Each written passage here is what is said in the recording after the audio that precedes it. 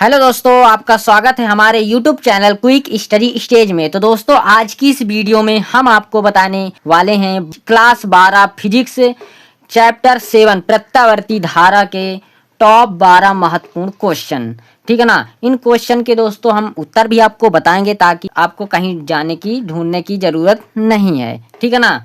तो बहुत ही important question है आने वाले बोर्ड एग्जाम 2026 की तरफ से। तो आपको ध्यान से आपको इस वीडियो को पूरा देखना है। तो ज़्यादा आपका समय वेस्ट ना करते हुए दोस्तों वीडियो को हम शुरू करते हैं। अति लघु उत्तरीय प्रश्न में टोटल दोस्तों 5 क्वेश्चन हैं। तो देख लेते हैं कौन कौन से हैं। तो प्रश्न नंबर 1 है दोस्तों, चौक कुंडली में प्रवाहित धारा को वाटहीन धारा क्यों कहा जाता है। तो दोस्तों ये इंपॉर्टेंट क्वेश्चन, ठीक है ना। तो आपको इसको अच्छे से तैयार कर लेना है। ठीक है ना। तो उत्तर दोस्तों देख लेते हैं इसका।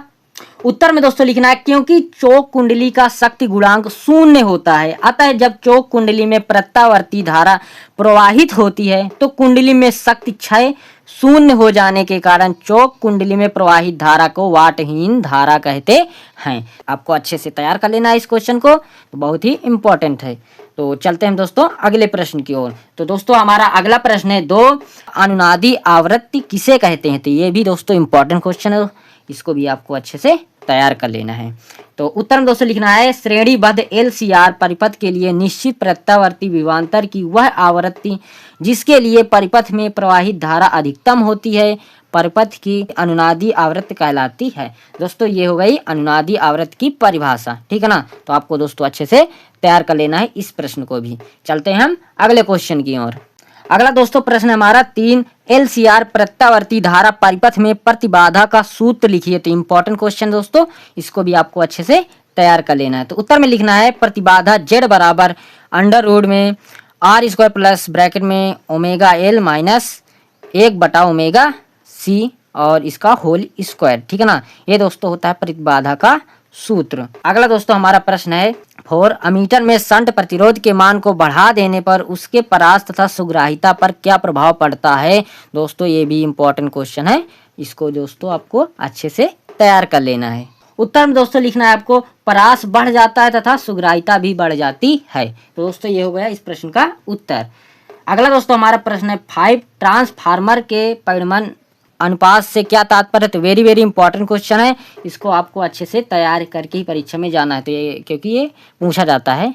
ठीक है ना। उत्तर में दोस्तों लिखना है ट्रांसफार्मर का परिमाण अनुपात, हेडिंग डाल लेना। इसके बाद लिखना है ट्रांसफार्मर की द्वितीयक कुंडली में फेरों की संख्या NS तथा प्राथमिक कुंडली में फेरों की संख्या NP के अनुपात को परिमाण अनुपात R कहते हैं। अर्थात R बराबर NS/NP बराबर ES/EP, जहां पर दोस्तों ES जो है वो द्वितीयक कुंडली में विद्युत वाहक बल है और EP जो है वो प्राथमिक कुंडली में विद्युत वाहक बल है। ठीक है ना दोस्तों। तो आपको इसको ध्यान में रखना है। ठीक है ना। तो दोस्तों ये हो गया उत्तर, तो आपको अच्छे से इसको तैयार कर लेना है। वेरी इंपॉर्टेंट क्वेश्चन है। ठीक है ना। चलते हैं हम अगले क्वेश्चन की ओर। तो दोस्तों अब है लघु उत्तरीय प्रश्न। इसमें दोस्तों टोटल 6 क्वेश्चन है। ठीक है ना, जो बहुत महत्वपूर्ण है। तो देख लेते हैं कौन कौन से हैं। तो प्रश्न नंबर 1 है वाटहीन धारा किसे कहते हैं। तो वेरी वेरी इंपॉर्टेंट क्वेश्चन है। ठीक है ना। तो आपको अच्छे से इसको तैयार कर लेना है। ठीक है ना। ये भी परीक्षा में काफ़ी बार पूछा जा चुका है, तो इस साल की परीक्षा की दृष्टि से ये भी इंपॉर्टेंट क्वेश्चन है। तो उत्तर में लिखना है वाटहीन धारा, हेडिंग डाल लेना। इसके बाद लिखेंगे यदि किसी प्रत्यावर्ती धारा परिपथ में धारा प्रवाहित होने पर परिपथ में ऊर्जा का क्षय नहीं होता है तो प्रवाहित प्रत्यावर्ती धारा को वाटहीन धारा कहते हैं। तो दोस्तों ये हो गई वाटहीन धारा की परिभाषा, वाटहीन धारा के बारे में। तो आपको अच्छे से तैयार कर लेना है। ठीक है ना दोस्तों। चलते हैं हम अगले क्वेश्चन की ओर। अगला दोस्तों हमारा प्रश्न है 2 प्रत्यावर्ती धारा वर्ग माध्य मूल मान से क्या तात्पर्य है। प्रत्यावर्ती धारा के वर्ग माध्य मूल मान का व्यंजक लिखिए। तो वेरी वेरी इंपॉर्टेंट क्वेश्चन है दोस्तों, आपको अच्छे से तैयार कर लेना है। तो दोस्तों उत्तर में लिखना प्रत्यावर्ती धारा का वर्ग माध्य मूल मान। ठीक है ना। हेडिंग डाल देना। इसके बाद लिखेंगे प्रत्यावर्ती धारा की एक पूर्ण साइकिल के लिए धारा के वर्ग I² के औसत मान के वर्गमूल को धारा का वर्ग माध्य मूल मान कहते हैं। इसे IRMS से प्रदर्शित करते हैं। तो ये दोस्तों हो गया वर्ग माध्य मूल मान। ठीक है ना। अब दोस्तों हेडिंग डाल लेना है धारा के वर्ग माध्य मूल मान का व्यंजक। ठीक है ना। तो इसका जो व्यंजक होता है वर्ग माध्य मूल मान का, वो होता है IRMS बराबर I0/√2। ठीक है ना। तो ये दोस्तों हो गया व्यंजक वर्ग माध्य मूल का। अगला दोस्तों हमारा प्रश्न है 3, वैद्युत अनुनाद किसे कहते हैं? श्रेणी अनुनाद परिपथ की सहायता से अनुनादी आवृत्ति के लिए व्यंजक प्राप्त कीजिए। तो भी दोस्तों इंपॉर्टेंट क्वेश्चन है, ठीक है ना, तो इसको भी आपको अच्छे से तैयार कर लेना है। उत्तर में दोस्तों लिखना है वैद्युत अनुनाद, ठीक है ना, हेडिंग डाल लेना है। इसके बाद लिखना है एलसी परिपथ में यदि XL बराबर XC हो तो प्रतिबाधा Z बराबर 0 होगी। इस स्थिति में धारा का आयाम अनंत हो जाएगा। इस अवस्था को वैद्युत अनुनाद कहते हैं, ठीक है ना। ये दोस्तों होता है वैद्युत अनुनाद। और अनुनादी आवृत्ति के लिए व्यंजक दोस्तों अब निकालना है। तो श्रेणी अनुनादी परिपथ वह परिपथ है जिसमें आरोपित वोल्टेज की आवृत्ति परिपथ की स्वाभाविक आवृत्ति के बराबर होती है। चित्र में एक अनुनादी परिपथ दिया गया है। तो दोस्तों ये चित्र बना हुआ है तो आप समझ सकते हैं, ठीक है ना। यहाँ पर V बराबर होता है V0 साइन ओमेगा टी और ये परिपथ है LCR, ठीक है ना दोस्तों। तो अनुनाद की स्थिति में प्रेरण प्रतिबाधा XL बराबर धारिती प्रतिघात XC। तो यहाँ से दोस्तों हो जाएगा XL बराबर XC के बराबर। तो यहाँ पे दोस्तों हो जाएगा ओमेगा L बराबर 1/ओमेगा C। तो यहाँ से दोस्तों हो जाएगा ये दोस्तों ओमेगा जो बटे में है, ठीक है ना, भाग में, तो इधर जाके गुणे में हो जाएगा। और जो ये L है वो नीचे चला जाएगा, ठीक है ना, बटे में 1/में। तो यहाँ से LC हो जाएगा और ये गुणा होके क्या हो जाएगा ओमेगा स्क्वायर। तो यहाँ से या ऐसे लिख सकते हैं ओमेगा बराबर अंडर में 1/LC। अतः अनुनादी आवृत्ति F बराबर ओमेगा बटे 2 पाई। तो यहाँ से दोस्तों हो जाएगा F बराबर 1/2 पाई अंडर में 1/LC, क्योंकि ये किसके स्थान पर है, वो ओमेगा के स्थान पर पीछे हम निकाल चुके हैं। तो ये हो गया, ये दोस्तों होता है अनुनादी आवृत्ति का व्यंजक, ठीक है ना। तो दोस्तों ये हो गया इस प्रश्न का उत्तर, तो आपको अच्छे से तैयार कर लेना है। चलते हैं हम अगले क्वेश्चन की ओर। तो अगला हमारा दोस्तों प्रश्न है 4, अनुनादी परिपथ से क्या तात्पर्य है? श्रेणी LCR प्रत्यावर्ती धारा परिपथ में अनुनाद आवृत्ति के लिए सूत्र का निगमन कीजिए। दोस्तों वेरी इंपॉर्टेंट क्वेश्चन, ये भी काफी बार रिपीट हुआ है क्वेश्चन, तो आपको इसको भी अच्छे से तैयार कर लेना है। तो उत्तर में दोस्तों लिखना है अनुनादी परिपथ, हेडिंग डाल लेना है। इसके बाद लिखेंगे अनुनादी परिपथ 2 प्रकार के होते हैं। कौन कौन से? फर्स्ट नंबर श्रेणी अनुनादी परिपथ। इस परिपथ में L, C व R तीनों श्रेणी क्रम में जुड़े होते हैं। अनुनाद की स्थिति में XL बराबर XC। और सेकेंड नंबर समांतर अनुनादी परिपथ। समांतर अनुनादी परिपथ में L तथा C समांतर क्रम में जुड़े होते हैं। इस स्थिति में XL बराबर होता है XC के। अब दोस्तों करेंगे सूत्र का निगमन। अनुनाद की स्थिति में ओमेगा L बराबर होता है 1/ओमेगा C के। चूंकि दोस्तों दिया गया है ओमेगा बराबर होता है 2 पाई F के, ठीक है ना। या दोस्तों ऐसे लिख सकते हैं इसको, ओमेगा के स्थान पर 2 पाई FR चूंकि दिया गया है इधर, तो यहाँ से L हो जाएगा और बराबर 1/2 पाई FRC ओमेगा के स्थान पर, ठीक है ना, रखना है 2 पाई FR। तो यहाँ से दोस्तों हो जाएगा या में FR का स्क्वायर, ठीक है ना, ये इधर जो बटे में इधर आके गुणे में चला जाएगा, तो ये इससे गुणा हो जाएगा तो FR स्क्वायर हो जाएगा, ठीक है ना। और ये जो गुणे में है इधर बाटे में चला जाएगा, तो इधर से गुणा हो जाएगा इसका, तो 4 पाई स्क्वायर LC हो जाएगा, ठीक है ना दोस्तों। तो समझ में आ गया होगा आपको। और इसको ऐसे लिख सकते हैं या FR बराबर 1/2 पाई और अंडर रूट में 1/LC। ये दोस्तों होता है प्रत्यावर्ती धारा परिपथ में अनुनादी आवृत्ति का सूत्र, ठीक है ना दोस्तों। आपको अच्छे से तैयार कर लेना है। चलते हैं हम अगले क्वेश्चन की ओर। अगला दोस्तों हमारा प्रश्न है 5, ट्रांसफार्मर में ऊर्जा क्षय के किन्हीं 2 कारणों को स्पष्ट कीजिए। तो वेरी इंपॉर्टेंट क्वेश्चन है, काफी बार ये रिपीट हुआ है, तो इस वर्ष की परीक्षा की दृष्टि से भी बहुत ही इंपॉर्टेंट है, तो आपको अच्छे से तैयार कर लेना इसको भी। तो उत्तर लिखेंगे ट्रांसफार्मर में ऊर्जा क्षय के कारण, हेडिंग डाल लेना है। इसके बाद लिखेंगे फर्स्ट नंबर पे कॉपर हानि। इसमें लिखना है ट्रांसफार्मर की कॉपर की कुंडलियों में धारा बहने पर उनके ओमी प्रतिरोध के कारण ऊष्मा के रूप में कुछ ऊर्जा क्षय हो जाती है, जिसे कॉपर हानि कहते हैं। ये पहला कारण ट्रांसफार्मर में ऊर्जा क्षय का। सेकेंड है लौह हानि। तो इसमें लिखना है ट्रांसफार्मर की क्रोड में भंवर धाराओं के कारण जो ऊर्जा क्षय होती है उसे लौह हानि कहते हैं। तो दोस्तों ये हो गया इस प्रश्न का उत्तर, तो आपको अच्छे से तैयार कर लेना है। चलते हैं हम अगले क्वेश्चन की ओर। अगला दोस्तों हमारा प्रश्न है 6, प्रत्यावर्ती परिपथ में शक्ति गुणांक का अर्थ समझाइए। तो ये भी इंपॉर्टेंट क्वेश्चन है, इसको दोस्तों आपको अच्छे से तैयार कर लेना है। तो इसका उत्तर देख लेते हैं। उत्तर में दोस्तों लिखना है प्रत्यावर्ती धारा के परिपथ में व्यव सामर्थ्य का मान विभवांतर और धारा के वर्ग माध्य मूल मान के गुणनफल में cos फाई से गुणा कराने पर प्राप्त होता है, अर्थात P बराबर VRMS और गुणे IRMS गुणे cos फाई, जहां पर दोस्तों cos फाई बराबर है शक्ति गुणांक।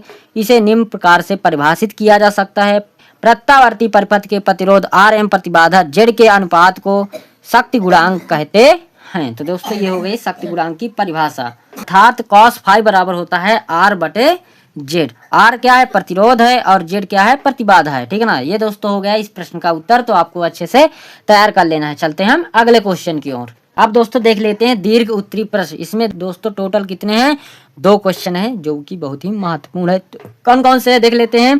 तो प्रश्न नंबर 1 है, ट्रांसफार्मर का नामांकित चित्र तथा इसके परिमाण अनुपात का सूत्र व्युत्पादित कीजिए। ठीक है ना, तो इंपॉर्टेंट क्वेश्चन है। अथवा में ये क्वेश्चन ऐसे भी आ सकता है कि ट्रांसफार्मर क्या है, इसकी संरचना तथा कार्यविधि का संक्षिप्त वर्णन कीजिए। तो वेरी वेरी इंपॉर्टेंट क्वेश्चन है, ज्यादातर इस प्रकार से क्वेश्चन परीक्षा में पूछा जाता है। तो आपको अच्छे से तैयार कर लेना है। कई प्रकार से परीक्षा में क्वेश्चन पूछा जा सकता है। ठीक है ना, तो देख लेते हैं और किस प्रकार से पूछ सकता है परीक्षा में क्वेश्चन। परीक्षा में ऐसे भी आ सकता है कि ट्रांसफार्मर का सिद्धांत समझाइए, ऊंचाई तथा अपचाई ट्रांसफार्मर को स्पष्ट कीजिए। तो ये भी इंपॉर्टेंट क्वेश्चन है, वेरी वेरी। तो इस प्रकार से भी परीक्षा में क्वेश्चन आ सकता है। ठीक है ना, तो काफी बार ये भी रिपीट हो चुका है, हर साल की परीक्षा में क्वेश्चन पूछा जाता है। तो आपको अच्छे से इसको तैयार करके ही परीक्षा में जाना है। तो उत्तर दोस्तों इसका देख लेते हैं। उत्तर में दोस्तों लिखना है ट्रांसफार्मर। ठीक है ना, हेडिंग डाल लेना। इसके बाद लिखना है इसमें नर्म लोहे की पृथकृत पत्तियों को एक के ऊपर एक रखकर एक पटलित क्रोड बनाई जाती है। इस क्रोड पर तांबे के पृथकृत तारों की अलग अलग 2 कुंडलियां लपेटी जाती हैं। इनमें से एक को प्राथमिक कुंडली एवं दूसरी को द्वितीयक कुंडली कहा जाता है। ठीक है ना, ये हो गया ट्रांसफार्मर। ठीक है ना, तो दोस्तों ये चित्र बना हुआ है, तो आपको इस चित्र को बना लेना है। ठीक है ना दोस्तों, तो आप इस चित्र से समझ भी सकते हैं। तो दोस्तों क्वेश्चन में ये भी पूछा गया था कि परिमाण अनुपात का सूत्र, ठीक ना, व्युत्पादित कीजिए। ठीक, इसको बताएंगे। माना प्राथमिक एवं द्वितीयक कुंडली में फेरों में संख्या क्रमशः NP तथा NS है। NP मतलब प्राथमिक कुंडली में फेरों की संख्या, और NS जो है वो द्वितीयक कुंडली में फेरों की संख्या है। ठीक है ना, और प्रत्येक फेरे से बद्ध चुंबकीय फ्लक्स फाई है। फैराडे के नियमानुसार प्राथमिक कुंडली में प्रेरित विद्युत वाहक बल EP जो होगा, मतलब प्राथमिक कुंडली में जो विद्युत वाहक बल होगा वो बराबर NP और डेल्टा फाई बटे डेल्टा T। ठीक है ना, हो जाएगा।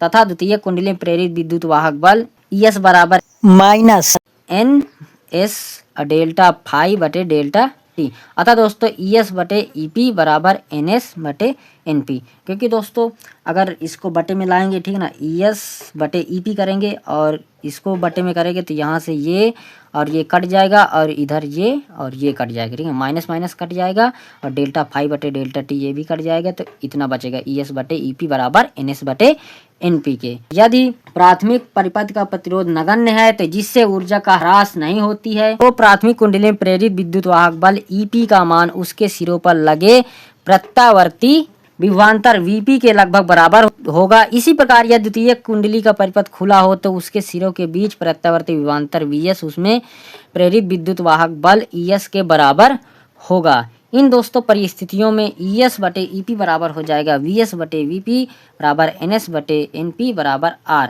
R जहाँ परिमाण अनुपात है। ठीक है ना दोस्तों, और इसको तो दोस्तों हम बता चुके हैं पीछे इनके बारे में। यहाँ प्रयुक्त R को परिमाण अनुपात कहते हैं। ये जो R है इसको क्या कहेंगे, परिमाण अनुपात कहते हैं। अब दोस्तों हेडिंग डाल लेना है ट्रांसफार्मर का सिद्धांत, जो कि दोस्तों प्रश्न में पूछा गया था। ठीक है ना, अथवा पे। तो ट्रांसफार्मर अन्योन्य प्रेरण के सिद्धांत पर कार्य करता है, अर्थात यदि परस्पर समीप रखी 2 कुंडलियों में से किसी एक कुंडली में धारा परिवर्तन किया जाए तो दूसरी कुंडली में विद्युत वाहक बल प्रेरित हो जाता है। तो दोस्तों ये हो गया ट्रांसफार्मर का सिद्धांत। अब दोस्तों हेडिंग डाल लेना है ऊंचाई ट्रांसफार्मर। इसके बाद लिखना है इसकी सहायता से कम विभव वाली प्रबल प्रत्यावर्ती धारा को अधिक विभव वाली दुर्बल धारा में परिवर्तित किया जाता है। इसमें द्वितीयक कुंडली में फेरों की संख्या प्राथमिक कुंडली से अधिक होती है। अब दोस्तों डाल लेंगे हेडिंग आप इधर दोस्तों सॉरी इधर गलत लिख गया है। ठीक है ना, ये है ट्रांसफार्मर। ठीक है, तो इसमें लिखना है इसकी सहायता से अधिक विभव वाली दुर्बल धारा को कम विभव वाली प्रबल धारा में बदला जाता है।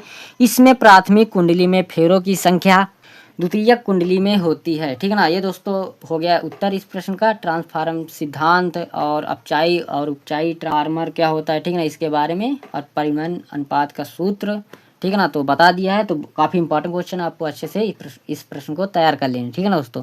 चलते हैं हम अगले क्वेश्चन की ओर। दोस्तों हमारा अगला प्रश्न है, 2 चौक कुंडली का कार्य सिद्धांत समझाइए। तो चौक कुंडली में वाटहीन धारा के महत्व को समझाइए, ठीक है ना। तो ये भी दोस्तों इंपॉर्टेंट क्वेश्चन है, इसको भी आपको अच्छे से तैयार कर लेना है। उत्तर हम दोस्तों लिखेंगे, चौक कुंडली एक ऊंचे प्रेरकत्व की कुंडली होती है जो तांबे के मोटे विद्युत रोधी तार को पटलित लौह क्रोड के ऊपर लपेटकर बनाई जाती है। कुंडली के अंदर क्रोड को किसी भी दूरी तक प्रवेश कराने का प्रबंध रहता है। तो दोस्तों ये है चित्र बना हुआ है, तो आपको इस चित्र को बना लेना है। अब दोस्तों है इसका सिद्धांत, हेडिंग डाल लेना। इसमें लिखना है, यदि किसी प्रत्यावर्ती धारा परिपथ में धारा तथा वोल्टता के बीच π/2 कलांतर हो, जबकि परिपथ का अवमयी प्रतिरोध 0 हो, तो परिपथ में धारा प्रवाहित होते हुए भी कोई शक्ति व्यय नहीं होती है। चौक कुंडली की रचना का यही सिद्धांत है, ठीक है ना। अब दोस्तों हेडिंग डाल लेना है क्रियाविधि, ठीक है ना। इसमें लिखना है, चौक कुंडली में फेरों की संख्या अधिक तथा लोहे का क्रोड होने के कारण इसका प्रेरकत्व L बहुत ऊंचा होता है, अतः इसकी प्रतिबाधा जो होती है Z बराबर √r² प्लस ओमेगा L का होल स्क्वायर और भी अधिक होती है। चौक कुंडली, यहाँ पर दोस्तों ये धोखे से ये हो गया, ठीक है ना, ये चौक लिखा हुआ है, ठीक है ना। चौक कुंडली का तार मोटा होने के कारण इसका प्रतिरोध बहुत कम, लगभग 0 हो जाता है। अतः चौक कुंडली का एक ऐसा LR प्रत्यावर्ती परिपथ जिसका प्रेरकत्व L बहुत अधिक तथा प्रतिरोध R बहुत कम होता है, इसलिए इसमें औसत शक्ति व धारा प्रवाहित होते हुए भी 0 होता है। क्रोड को कुंडली के अंदर जितनी अधिक दूरी तक प्रविष्ट कराया जाता है, कुंडली के प्रेरकत्व L का मान उतना ही अधिक हो जाने के कारण प्रतिबाधा Z का मान भी उतना ही अधिक हो जाता है। इस प्रकार कुंडली में क्रोड की प्रविष्ट लंबाई कम अथवा अधिक करके Z का मान बदलकर प्रत्यावर्ती धारा परिपथ में धारा के मान को नियंत्रित, मतलब कम या अधिक किया जा सकता है। तो दोस्तों ये हो गया क्या, चौक कुंडली की क्रियाविधि, ठीक है ना। तो आपको अच्छे से इस प्रश्न को भी तैयार कर लेना है, ठीक है ना, ये भी इम्पोर्टेंट है। तो दोस्तों ये हो गया 12 महत्वपूर्ण क्वेश्चन प्रत्यावर्ती धारा के, तो आपको अच्छे से तैयार कर लेना है। तो दोस्तों इस चैप्टर में इतना ही आप तैयार कर लेना है, ठीक है ना। तो बहुत ही इंपॉर्टेंट क्वेश्चन हमने बताया इस चैप्टर में। तो दोस्तों ये वीडियो हमारा कैसा लगा, अगर आपको अच्छा लगे, आपको कोई हेल्प मिली हो, तो आप वीडियो को लाइक कर सकते हैं। अगर चैनल नए हैं तो चैनल को सब्सक्राइब कर सकते हैं, ठीक है ना। तो इसी तरह के दोस्तों हम वीडियो लाते रहते हैं। तो मिलते हैं दोस्तों हम अगले वीडियो में।